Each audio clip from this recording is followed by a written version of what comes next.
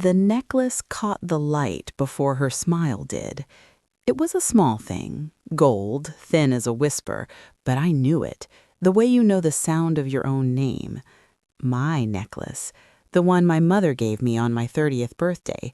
I had worn it so often that the clasp warmed to my skin, learned the hollow at my throat.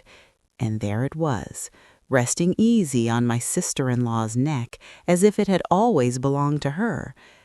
For a moment, the room tilted.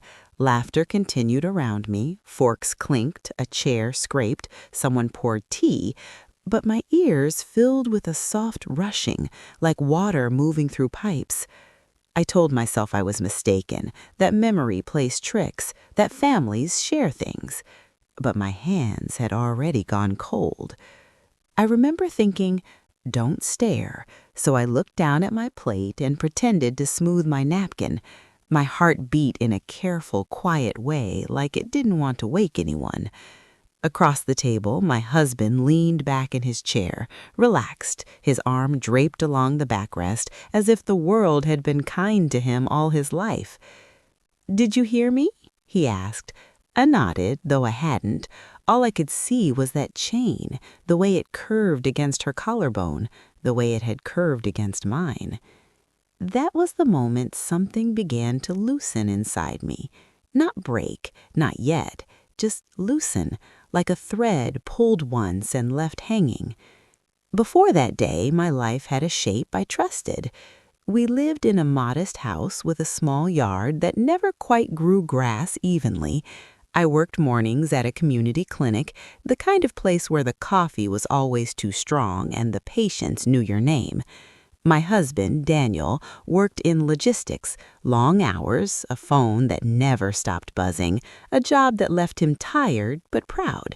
We had been married 12 years, no children, a fact that used to ache and then slowly settled into something quieter, like an old bruise you learn not to press. Our evenings were predictable in the best way. I cooked, Daniel washed dishes, he hummed tunelessly while he worked, sleeves rolled up, water splashing onto his shirt. On Sundays, we visited his mother. I brought dessert. She criticized it gently as if it were her duty, and then asked for seconds.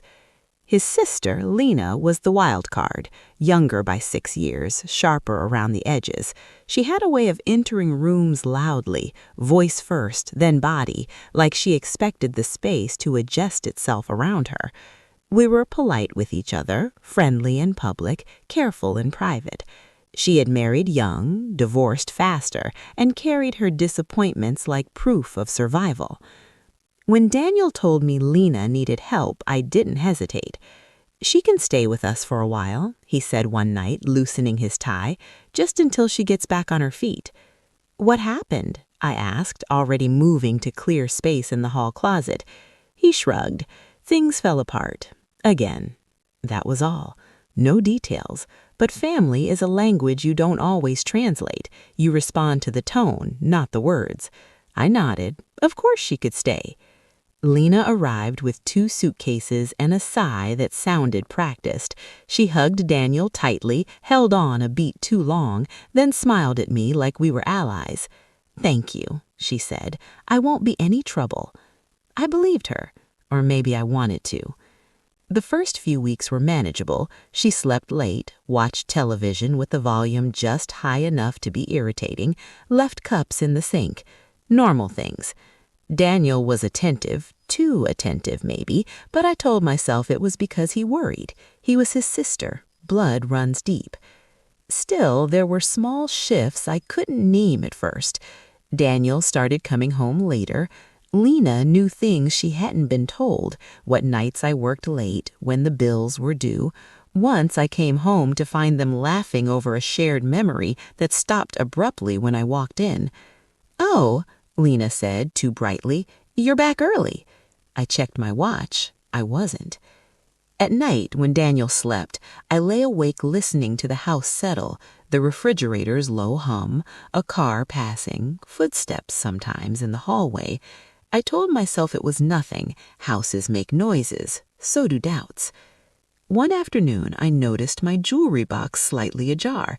It sat on my dresser, a simple wooden thing with a mirror inside that never quite held my reflection straight. I pushed the lid down, felt the soft resistance of velvet, and thought no more of it. Another time, I reached for my pearl earrings and found only one. I searched the bathroom, the laundry room, the couch cushions. Lena helped me look, kneeling on the floor, her hair falling forward like a curtain. "Maybe you wore them to work," she said. "They'll turn up." I thanked her. I told myself I was careless. The truth has a way of approaching you gently, like it doesn't want to startle you. It leaves clues in plain sight and waits to see if you're ready to recognize them. That afternoon, the one with the necklace, we were all gathered at my mother-in-law's house for a small family lunch. The windows were open, the smell of fried onions hung in the air. Lena wore a simple dress, blue, the kind that looks effortless because someone has practiced looking that way. When she leaned forward to pass the salt, the chain slipped into view. I felt something rise in me then, not anger yet, not grief, recognition, a quiet, steady knowing that settled in my chest like a stone placed deliberately. I excused myself to the bathroom. The mirror there was kinder than the one at home, or maybe I was just ready to look. My face was pale, my eyes darker than usual. I ran cold water over my wrists and breathed. "Ask," I told myself. "Say something." But when I returned to the table, Daniel was telling a story, and Lena was laughing again, touching his arm lightly as if to steady herself. I watched them, the way he leaned toward her, the way she met his eyes, and I realized this wasn't about a necklace. It was about what had been taken quietly, piece by piece, while I was being kind. That night when we drove home, Daniel talked about work. I answered when required. In the dark, his face looked softer, less certain. I wondered how long this had been going on. I wondered what else I had missed. At home, Lena went to bed early. I stood alone in my bedroom and opened my jewelry box, counted, touched each empty space like a question. I sat on the edge of the bed and listened to Daniel move in the kitchen, the clink of a glass, the faucet running. For the first time in 12 years, I didn't know what to say to my own husband. And in that silence, I understood that help, like love, can be a word people use to hide their intentions. Sleep didn't come easily after that. Daniel lay beside me, his breathing deep and even, the way it always had been. I watched the slow rise and fall of his chest, the familiar rhythm that once meant safety. Now it sounded rehearsed, like a song played too many times until you start to hear the mistakes. I turned onto my side and faced the wall. The house smelled faintly of detergent and the soup Lena had reheated before bed. Somewhere down the hall, a door creaked. I held my breath, listening, counting the seconds until it stopped. Nothing followed. Still, my body stayed tense as if waiting for a cue. In the morning, I woke before the alarm. The sky outside was a pale gray, undecided. I padded into the bathroom and stood in front of the mirror, steadying my neck. The skin there was bare, pale, unmarked. I pressed my fingers to the hollow at my throat and felt a wave of something like grief, though I didn't yet know what I was grieving. At breakfast, Lena sat at the table, scrolling through her phone, hair pulled back in a loose knot. She looked up when I entered and smiled. "Morning," she said. "Daniel made coffee." I can smell it. My voice sounded steady, even to me. Daniel stood at the counter, back to us, stirring sugar into his mug. "We're almost out of filters," he said. "I'll pick some up later." "Thank you," I said. Later. The word echoed. Later had become his favorite time. I poured myself a cup and sat down across from Lena. She crossed her legs, the chain slipping into view again. This time I didn't look away. "That's a nice necklace," I said, lightly. "Where did you get it?" The room seemed to pause. Not stop, just hesitate. Lena glanced down, fingers brushing the gold as if she'd forgotten it was there. "Oh, this? Daniel gave it to me." I waited for a laugh, a correction, something that would make the words make sense. "When?" I asked. Her eyes flicked toward the kitchen. "A while ago." Daniel turned then, mug in hand. He took in the scene quickly, the look on my face, Lena's sudden stillness. "It was a gift. She lost some of her things in the move." I nodded slowly. "It was my mother's." His mouth tightened. "She doesn't wear it anymore." I stood up. My chair scraped loudly against the floor, a sound too sharp for the quiet kitchen. "I do," I said, or I did. Rena's smile faltered. She stood as well, smoothing her dress. "I didn't know it meant that much," she said, her voice soft. "I can give it back." "Not now," Daniel said quickly. "Let's not make a scene." I looked at him then, really looked. His eyes wouldn't quite meet mine. The space between us felt crowded, full of things unsaid. "I have work," I said. "I'll be late." No one stopped me. At the clinic, the day unfolded as it always did. Patients complained, phones rang. I smiled when expected, nodded when appropriate. But inside, my thoughts moved in tight circles. A while ago, she lost some of her things. Don't make a scene. During lunch, I sat alone in my car and cried. Not loudly, just enough to feel the release, the wet heat behind my eyes. I wiped my face with a napkin and told myself I needed facts, not feelings. That evening, I came home early. The house was quiet, too quiet. Lena's shoes were by the door, her coat draped over the chair. Daniel's car wasn't in the driveway. I set my bag down and walked slowly through the rooms, my footsteps echoing. Their bedroom was closed. I stood there for a long moment, hand hovering near the knob. My heart beat hard, each thud a question. I pushed the door open. The room was empty, the bed made, neat, nothing out of place. Relief washed over me, followed quickly by shame. What kind of woman thinks like this? What kind of wife? Then I noticed the drawer. My jewelry box drawer, the one I kept locked, the key hidden in the back of my sock drawer. It was open. I walked over and looked inside. Empty. Not just missing a piece or two. Empty. My hands shook as I checked the others.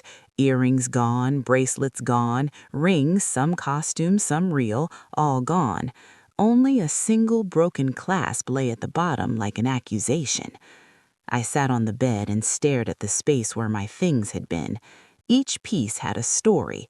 A gift from Daniel on our 5th anniversary, a ring I bought myself after a promotion, a bracelet my aunt gave me before she died.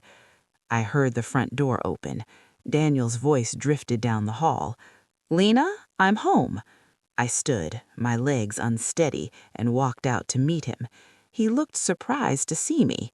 "You're early," he said. "Where is she?" I asked. He hesitated. Just a fraction. Enough. "She went out," he said. "Needed air." "Where are my things, Daniel?" He sighed, rubbing his forehead. "You're being overreacting." I laughed then, a sharp sound that startled us both. "You took my jewelry, gave it to your sister, lied about it, and I'm overreacting?" "She needed money," he said. "You don't understand. She's been through a lot." "So have I said quietly. He looked at me, really looked, and for a moment I thought he might see it, the hurt, the betrayal, the years. Instead, he said, "You're being selfish." Something settled in me then, a decision, quiet and firm. I didn't raise my voice, I didn't cry. I simply said, "I want everything back." He shook his head. "It's not that simple." "It is, or it will be." That night I slept in the guest room. The bed smelled faintly of lavender sachets and unfamiliar detergent. I lay there staring at the ceiling and began to plan, not revenge, not yet, but clarity. If my marriage was ending, I wanted to know exactly why, and if my kindness had been mistaken for weakness, I was ready to correct that misunderstanding. The next morning, the house felt divided. Not in any obvious way, No locked doors, no raised voices, but in the small, careful movements we made around each other. Daniel left early without saying goodbye. Lena slept in, her door closed, music murmuring softly behind it like a secret being kept. I brewed coffee and sat at the kitchen table, hands wrapped around the mug, letting the heat steady me. Outside, a neighbor watered their lawn, the spray catching the sunlight in brief rainbows. Ordinary life went on. It always does. I decided then that I wouldn't ask anymore. Questions had gotten me half answers and gentle dismissals. What I needed were truths that didn't depend on anyone else's willingness to give them. I started with the obvious. Daniel's desk was in the spare room, a narrow space crowded with folders and an old desktop computer he claimed was more secure than his laptop. I had rarely gone in there. It felt like his territory, and for years I had respected that. I closed the door behind me and sat in his chair. It creaked under my weight. The computer hummed as it woke, asking for a password. I tried our anniversary, then his mother's birthday, then Lena's. The screen unlocked. I stared at it for a long moment, a strange mix of triumph and sadness washing over me. How easy it had been. How much trust had been misplaced.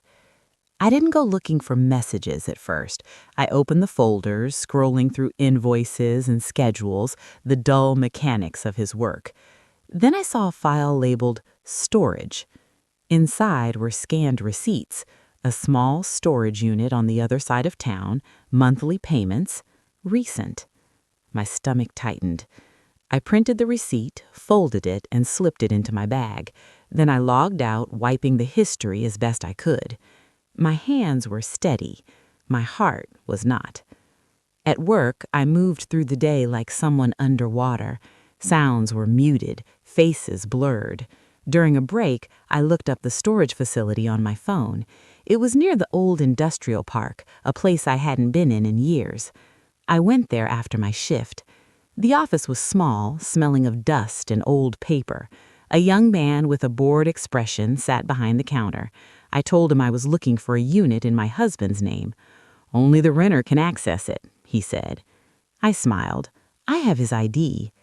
I didn't, of course, but I had something better, confidence and a wedding ring I had worn for 12 years. He hesitated, then shrugged. "Unit 214, end of the second row." The lock was a simple padlock. I took a deep breath and cut it with the bolt cutters I had borrowed from the clinic, telling myself it was for maintenance. Inside, the unit smelled faintly metallic, like old coins. Boxes were stacked neatly, labeled in Daniel's careful handwriting. I opened the first one. My jewelry. Not all of it, some pieces were missing, but enough to make my chest ache. Necklaces tangled together, bracelets wrapped in tissue, rings tucked into small velvet pouches. I sank to my knees and touched them one by one, as if counting children after a storm. In the back of the unit, I found something else, a duffel bag. Inside were men's clothes that weren't Daniel's size and women's things I recognized, Lena's scarf, her shoes. And beneath that, a folder. Photographs, bank statements, a joint account opened 6 months earlier, Daniel and Lena's names, side by side. I sat back on my heels, the concrete cold through my jeans.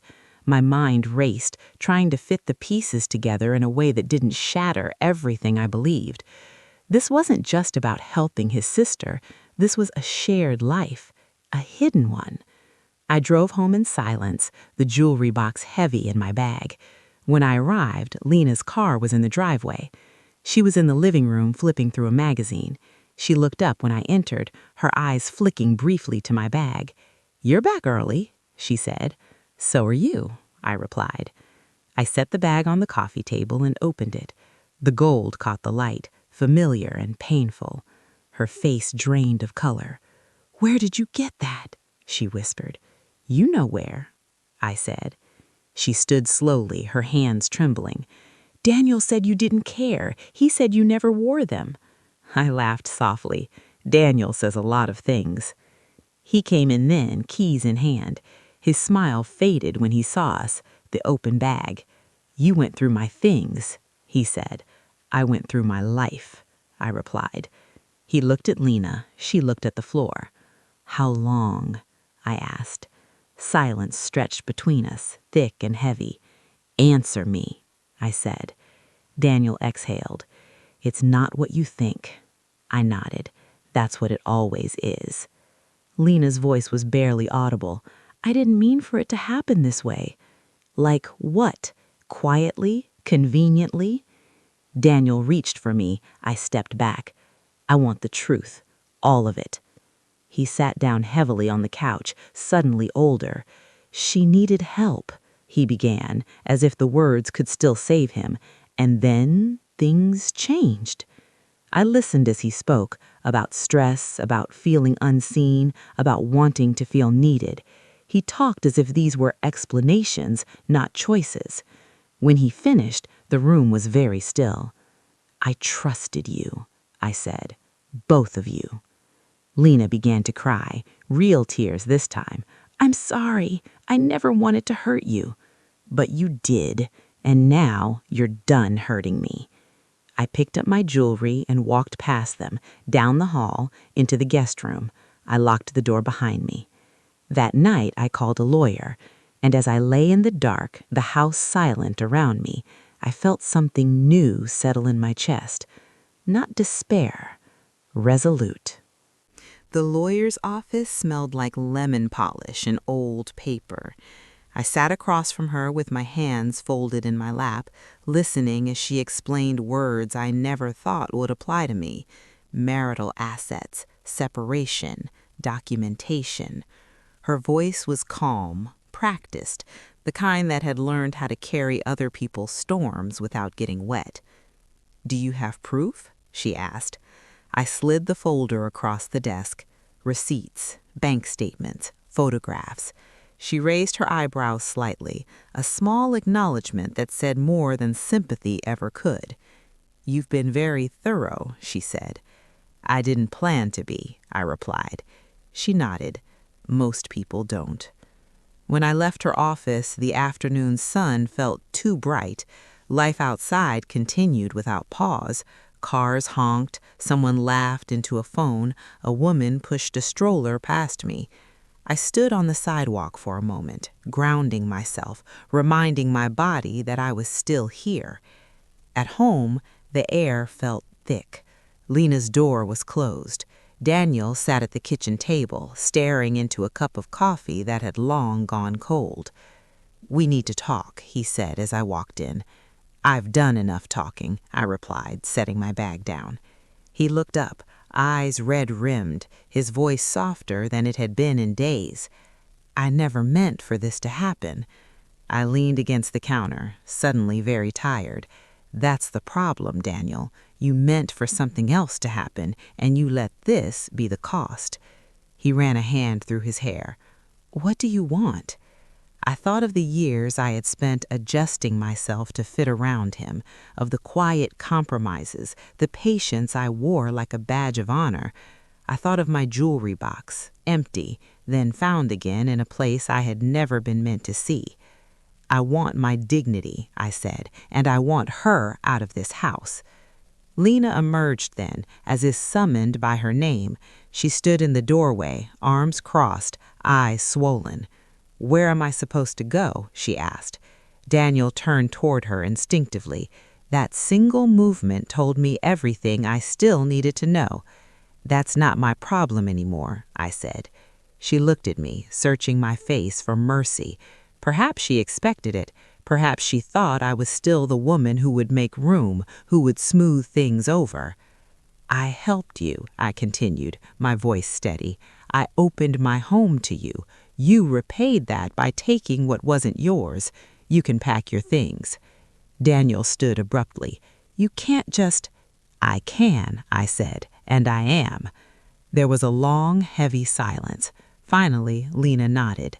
"I'll leave," she said quietly. She packed that night. No dramatics, just the sound of zippers, drawers opening and closing. When she passed me in the hallway, she paused. I really am sorry, she said. I looked at her, this woman who had shared my meals, my space, my husband. Sorry doesn't return time or trust. She left without another word. Daniel and I existed in the same house after that, but not together.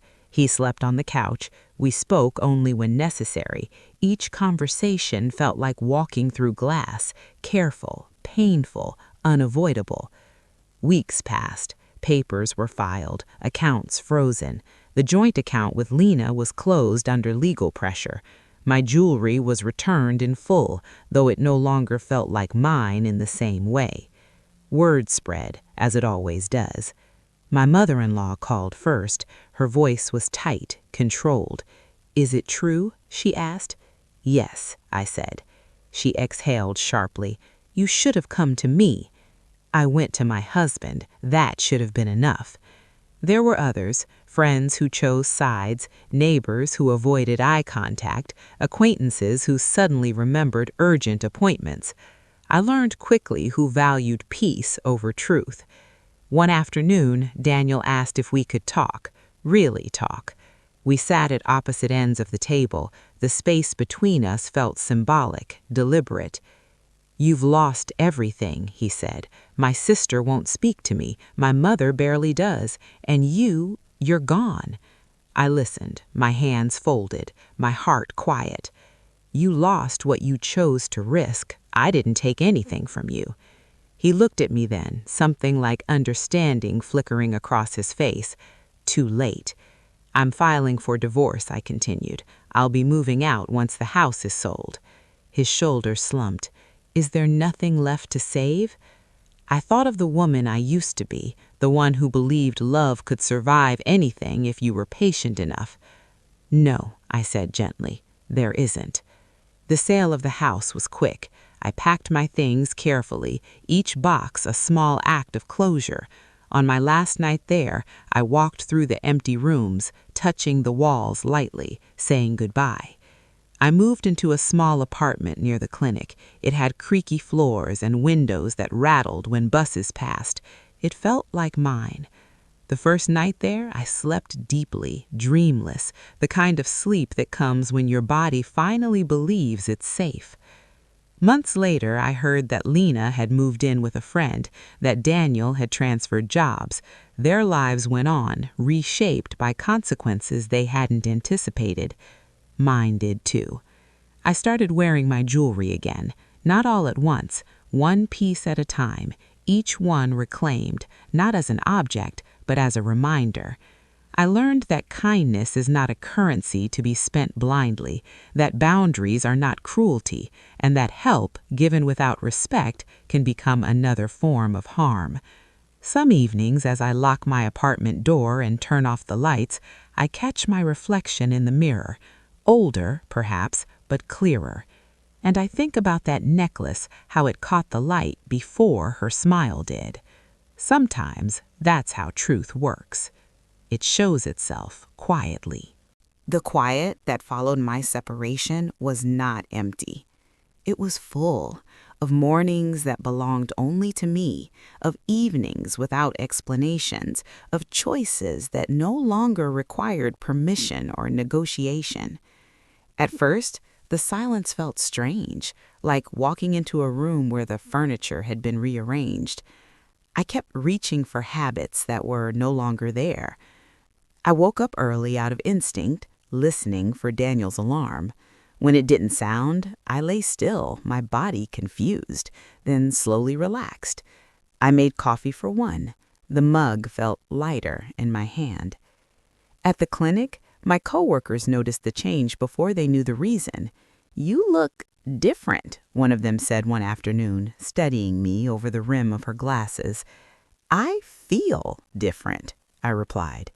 It was true. Not happier, not yet, but steadier, less divided. The legal process moved with its own slow rhythm. Meetings, signatures, waiting. I learned to sit with discomfort without rushing to soften it. Each step forward felt like lifting a weight I hadn't realized I was carrying. Daniel tried to reach out once. He sent a message late at night, a simple, "I miss you." I stared at the screen for a long time before turning the phone face down. Missing someone is not the same as being good for them. I wished him peace. I wished myself distance. My mother-in-law invited me for tea a few weeks later. I considered declining, then decided to go. Avoidance had never brought me closure. Her house smelled the same, clean, familiar. She poured tea carefully, her hands steady. "I didn't raise him this way," she said without preamble. "I know," I replied. She looked at me then, really looked. "You were good to him." "I was," I said, "but goodness doesn't mean staying." She nodded slowly. We sat in silence, two women bound by something that no longer existed. As I left, she pressed something into my hand, an envelope. "It belonged to my mother," she said. "I want you to have it." Inside was a small brooch, simple and elegant. I hesitated. "Thank you," I said. And I meant it, not as forgiveness, not as reconciliation, but as acknowledgement of what had been. That night, I pinned the brooch to my coat and walked through my neighborhood. The air was cool, the street lights casting soft halos on the pavement. I felt lighter, not because the past had disappeared, but because it no longer owned me. I began to rebuild in small ways. I painted the apartment walls a warm, pale color. I joined a book club. I took long walks on my days off, letting my thoughts wander without fear of where they might lead. One afternoon, as I organized my jewelry box, I realized something had changed. The pieces no longer felt like evidence. They were simply mine again. I thought of Lena then, not with anger, but with clarity, of how easily need can become entitlement, of how betrayal often wears the face of familiarity. I learned that loyalty is not proven by endurance, but by honesty, that love without respect is just habit in disguise. The divorce was finalized on a quiet Tuesday. I signed the papers, thanked my lawyer, and walked out into the sunlight. There was no dramatic release, no sudden joy, just a calm certainty. That evening, I cooked myself a simple meal and ate at the small table by the window. As I washed the dishes, I caught my reflection in the glass. Older, yes, but standing straighter. I thought about all the women who give and give, believing it will keep them safe, of how easily we confuse patience with virtue. I don't regret helping Lena. I regret helping myself sooner. Life does not always reward kindness the way we expect. Sometimes it asks us to learn when to stop giving it away. If you find yourself in a familiar place, watching pieces of your life disappear quietly, I hope you listen to that small voice inside you, the one that says, something isn't right. It is not wrong to protect what is yours. It is not selfish to choose dignity, and it is never too late to begin again. There are moments, long after everything is settled, when the past returns without warning. Not as pain, but as memory. Sometimes it's the sound of a clasp clicking shut. Sometimes it's the way light hits gold in a shop window. Once, it was a woman on the bus, laughing softly while touching a necklace at her throat, the same absent-minded gesture I used to make without thinking. Those moments don't undo the healing. They simply remind me of who I was and who I chose to become. I used to believe that marriage was proven by endurance, that if you stayed quiet long enough, patient enough, forgiving enough, love would reward you with loyalty. That family, once chosen, could not be questioned without guilt. But life taught me something harder and truer. Love that requires your silence is not love. Help that costs you your dignity is not kindness. And family that thrives on your sacrifice alone is not family, it is convenience. I think often about the woman I was before all this happened. She trusted easily. She smoothed over discomfort with understanding. She believed being the bigger person meant shrinking herself just a little more each time. I don't blame her. She was doing the best she could with what she knew. But I am grateful I listened when something inside me whispered, "This isn't right." Not screamed, not accused, just whispered. That whisper saved me. After everything, people asked why I didn't fight harder to save the marriage, why I didn't forgive again, why I didn't try one more time.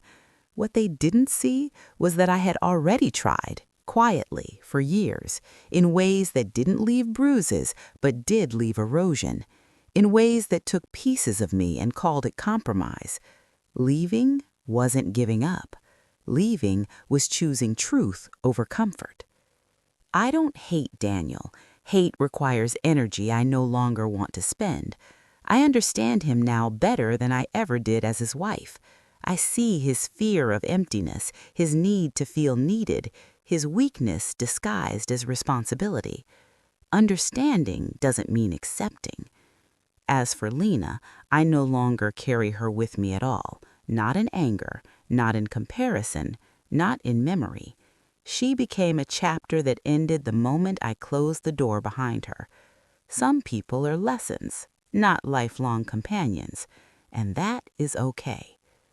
What surprised me most was how peaceful life became when I stopped explaining myself. No more justifying my feelings, no more negotiating my worth, no more pretending not to notice when something was taken from me. Peace didn't arrive loudly. It didn't announce itself. It slipped in quietly, like sleep after grief.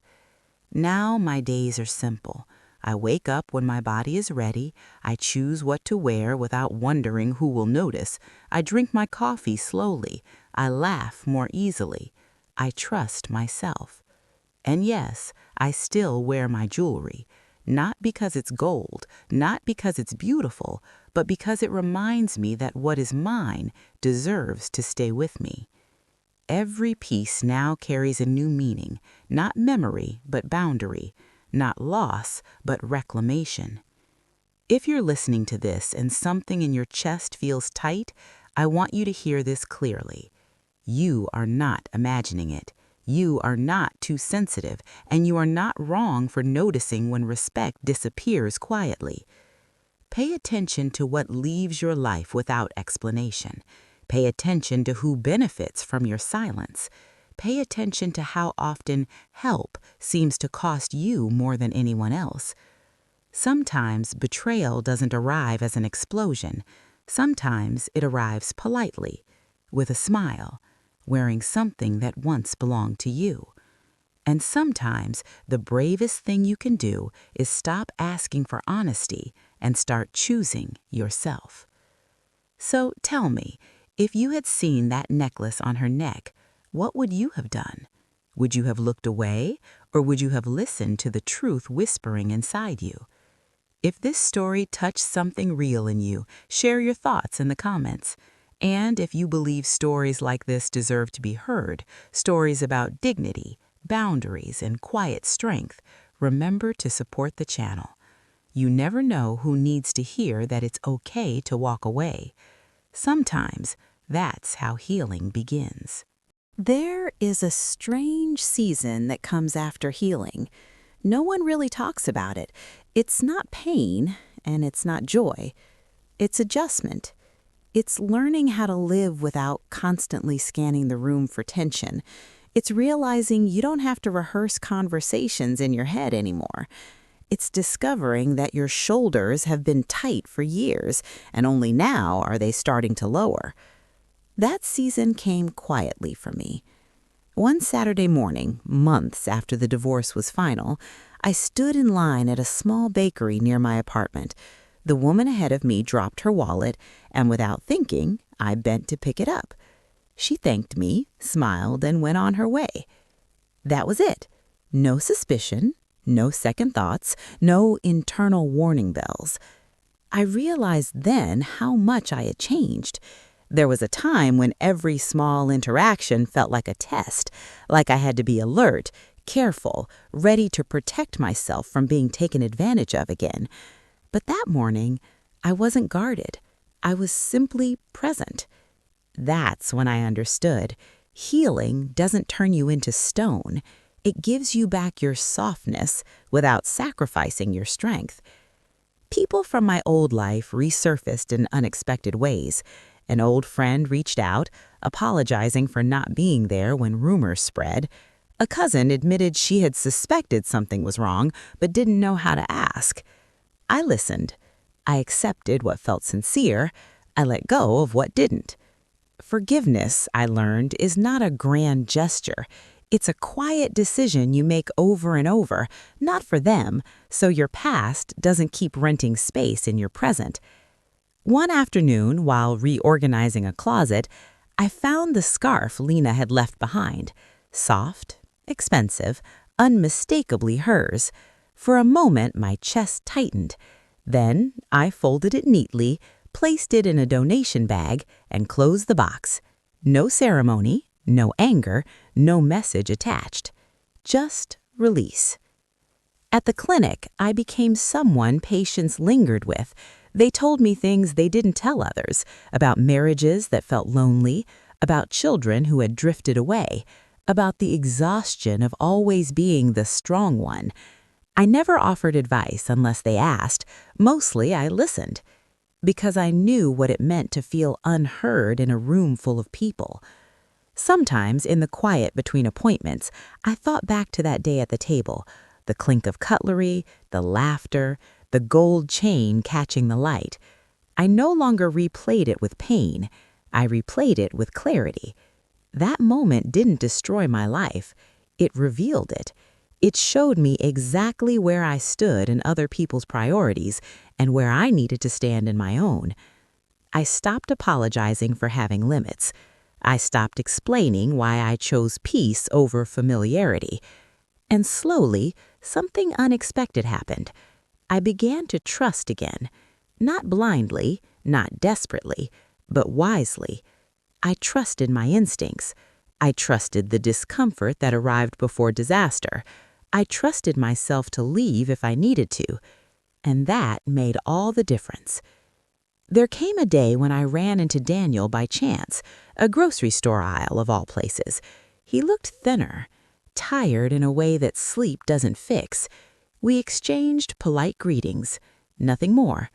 As I walked away, I felt no triumph, no sadness, just neutrality. That was my final confirmation. Indifference is not cruelty, it's closure. That night, I sat on my balcony with a cup of tea, watching the city lights flicker on one by one. I wore a simple necklace, nothing expensive, nothing symbolic, just something I liked. And for the first time in a long time, I didn't feel defined by what had happened to me. I felt defined by what I had survived without losing myself. If there is one truth I carry forward now, it is this. You can be generous and still protect yourself. You can be loving and still say no. You can walk away without becoming bitter. And sometimes the bravest thing you will ever do is notice when something that belongs to you, your time, your trust, your worth, is being worn by someone who never earned it. When that happens, listen. Because life rarely shouts its warnings, it shows them to you quietly, on someone else's neck. After that chance encounter with Daniel, I expected something to stir inside me, a memory, a question, a reopening of old wounds, but nothing did. Instead, what I felt was space. Space where constant emotional labor used to live. Space where explanations, justifications, and quiet endurance once crowded my thoughts. It was unsettling at first, like stepping into a room you've lived in for years only to find the furniture gone. But over time, that emptiness became possibility. I began to notice how much energy I had once spent managing other people's comfort, making sure no one felt accused, making sure no one felt embarrassed, making sure no one felt abandoned, even when I was the one being slowly erased. Without that burden, my days felt longer in a good way, not busier, fuller. I started doing small things just because I wanted to. I took a pottery class on Thursday evenings, my hands clumsy with clay, learning how to shape something without worrying whether it would please anyone else. I let myself make uneven bowls and laugh at them. I kept the ones that felt honest. On weekends, I visited parks I'd never had time for before. I sat on benches and watched families pass, some laughing, some tense, some holding hands in silence. I no longer judged them. I simply observed, as if aware of how much you can't know from the outside. There were moments, of course, when grief returned quietly. Not for Daniel, not even for the marriage, but for the version of myself that believed loyalty alone could protect her. I mourned her gently, the way you mourn a younger self who didn't yet know the world's sharper edges. I forgave her, too. One evening, while sorting through old photographs, I found a picture from years ago, Daniel and me at a family gathering, Lena standing beside us. We were all smiling. At the time, I would have sworn that picture meant happiness. Now, I saw it differently. I saw three people at very different places in their integrity. I didn't tear the photo, I didn't hide it. I placed it back in the album and closed it carefully. Some truths don't need destruction, they only need acknowledgement. As months passed, people stopped asking questions. The story lost its novelty. New dramas replaced old ones. That, too, was a relief. There is a freedom that comes when your life is no longer a topic. I noticed how my body responded to peace. My headaches faded, my sleep deepened, my laughter came faster, without hesitation. It surprised me how physical relief could be when emotional weight was lifted. One afternoon, a patient at the clinic, an older woman with tired eyes, took my hand after an appointment. "You listen like someone who's been through something," she said. I squeezed her hand gently. "I have," I replied. She nodded, as if that was enough. And it was. I realized then that my story didn't need to end with revenge or triumph or dramatic confrontation. It had already ended with something rarer, self-respect. I didn't need the world to condemn Daniel or Lena. I didn't need apologies that arrived too late to matter. I didn't need vindication dressed up as victory. What I needed was alignment with myself. And I had that. Sometimes, late at night, I take out the necklace, not to wear it, but to hold it. I run my fingers along the chain, feeling its familiar weight. It no longer carries betrayal. It carries a reminder that what belongs to me, my trust, my labor, my love, should never be taken quietly. And that if it is, I am allowed to notice. I think many women are taught to endure in silence, to equate suffering with strength, to believe asking for fairness is selfish and leaving is failure. But strength is not measured by how much you can tolerate. It is measured by how honestly you can live. If you are listening to this story and recognizing pieces of yourself, moments you brushed aside, discomfort you explained away, I want you to know something important. You are allowed to pause. You are allowed to question. You are allowed to choose differently, even if it disappoints people, even if it changes everything, especially then. Because a life built on quiet betrayal will always ask you to shrink, but a life built on truth, even painful truth, will eventually give you room to breathe. And when you finally breathe freely again, you will wonder how you ever survived without it. I did, and I will never go back. If you stayed with me through this story, thank you for listening, not just to my words, but to the deeper truth beneath them. Sometimes the smallest discovery, a necklace, a glance, a moment of doubt, is not the end of your life. It is the beginning of your freedom. Time has a way of settling things, not by erasing them, but by placing them where they belong. For a long while, my story sat at the front of my mind, like an object on a table you keep bumping into. Every decision passed through it. Every new interaction was measured against what I had lost. But slowly, almost without my noticing, the story moved to a shelf. Still there, still real, just no longer in the way. One evening, a year after I moved into my apartment, I hosted a small dinner. Nothing elaborate, just soup, bread, and a simple dessert. A few friends from the clinic came, people who knew me as I was now, not as someone's wife or sister-in-law.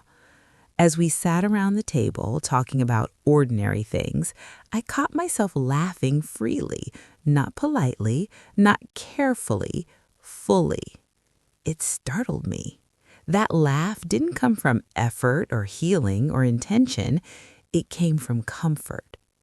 Later, after everyone had gone, I cleaned up slowly, letting the quiet settle around me. I realized I hadn't thought about Daniel or Lena all evening, not once. That was when I knew the past had loosened its grip. I used to think closure came from confrontation, from apologies, from seeing regret in someone else's eyes. Now I know better. Closure comes when your life no longer organizes itself around the wound. It comes when you stop waiting for people to become who they should have been. It comes when you choose to live well, not loudly, not to prove anything, but honestly. I began to imagine my future without fear, not a fantasy, not a promise, just a calm openness. I didn't rush to fill the space I had cleared. I let it remain open, trusting that whatever entered it next would have to arrive with respect. And if it didn't, I knew I could walk away. That knowledge alone was enough. Sometimes people ask if I would do anything differently. I think about that question often. Would I have confronted sooner? Would I have said no more often? Would I have protected myself earlier?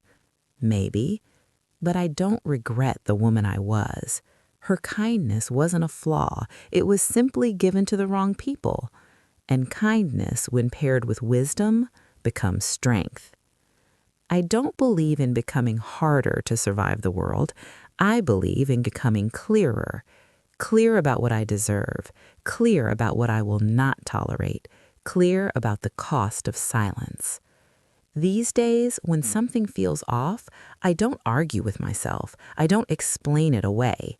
I pause, I observe, I listen, and if needed, I act, quietly, decisively. That is the greatest lesson this experience gave me. Not suspicion, not bitterness, but trust in my own perception. I trust what I notice now. I trust that small tightening in my chest. I trust the pause before someone answers a simple question. I trust the way truth and lies feel different in the body, because the body always knows before the mind is ready to admit it. If I could speak to the woman I was that day at the table, the one who saw her necklace on another woman's neck and doubted herself, I would say this: you are not wrong for noticing, you are not dramatic for caring, and you are not weak for feeling hurt. Pay attention. Be brave enough to see. Be brave enough to choose yourself. Life will not always reward your goodness, but it will always respond to your honesty. And sometimes the most important moment in your life arrives disguised as a small, unsettling detail, something familiar worn by someone who never earned it. That moment is not there to punish you. It is there to wake you up. I am awake now, and I am at peace. If my story lingers with you after this, if it stirs something quiet and uncomfortable inside you, don't rush to silence it. Listen, because that voice might be telling you it's time to reclaim something that was taken too quietly, and you deserve to have it back.